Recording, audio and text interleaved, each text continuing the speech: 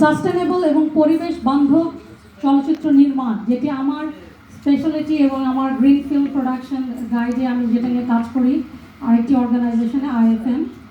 তো পরিবেশ সচেতনতা, প্রযোজনা এবং কার্বন এমিশনকে রোধ করা এবং ডিজিটাল সেট নির্মাণ এবং পরিবেশ বান্ধব সকল ধরনের লজিস্টিক সাধারণ রীতিতে আমাদের এই FDC কেন্দ্রিক মেইন স্ট্রিম ফিল্ম বলেন বা আর্ট হাউস ফিল্ম সব কিছুতেই আমাদের নিয়ে আসতে হবে।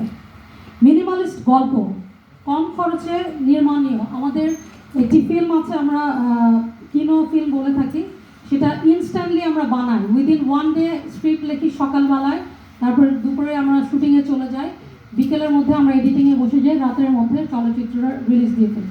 It could be 5 minutes film, but সেটা অনেক অনেক কার্বন এমিশন থেকে এবং আমাদের পরিবেশ রক্ষায় অনেক সহযোগিতা করে।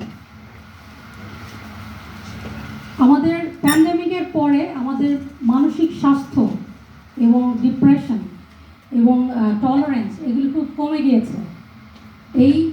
সেই সাবজেক্টগুলো নিয়ে আমাদের ফিল্ম বানাতে হবে। আমি নিজে একটি ফিল্ম বানিয়েছি, ডিরেকশন দিয়েছি, আমি নিজে প্রযোজনা করেছি।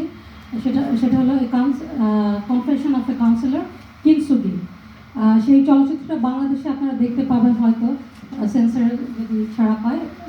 যদি এটা কমপ্লিটলি কনভারসেশনাল ফিল্ম, এখানে আর কোনো কিছু নেই। এটা আমাদের ওই গভীরে নিয়ে যাবে যে আমাদের মনস্তাত্ত্বিক বিকাশে কীভাবে আমাদের চলচ্চিত্র নিয়ে আসতে পারে এই টপিকসগুলোতে। আমি সেটার বিষয়ে কাজ করছি।